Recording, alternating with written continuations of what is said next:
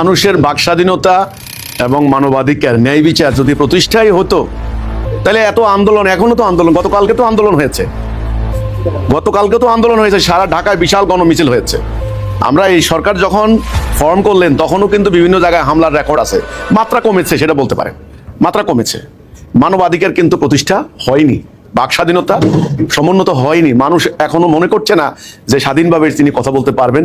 ন্যায়সঙ্গত কথা, আমি কিন্তু মানে অন্যায় কথার কথা বলছি না। বাকস্বাধীনতার নামে আবার আপনি যা খুশি তা বলবেন, যা খুশি তা করবেন, সেটা আবার বাকস্বাধীনতার সংজ্ঞার মধ্যে পড়ে না।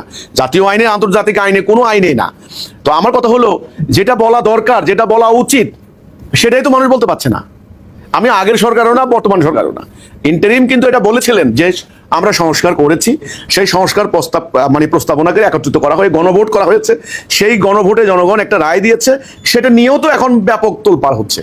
তো এখন কথা হচ্ছে, আমাদের আজকের প্রস্তাবনা ছিল যে প্রকৃতপক্ষে মানুষের কাঙ্ক্ষিত স্বাধীনতা, কাঙ্ক্ষিত সুখ শান্তি বা ন্যায় বিচার, সুবিচার, নিরাপত্তা, সামাজিক, অর্থনৈতিক, পারিবারিক যদি পেতে হয়, বিদ্যমান চলমান মানুষের তৈরি এই ব্যবস্থাকে বাদ দিয়ে আল্লাহর দেওয়া এই ব্যবস্থাকে কায়েম করতে হবে। এটা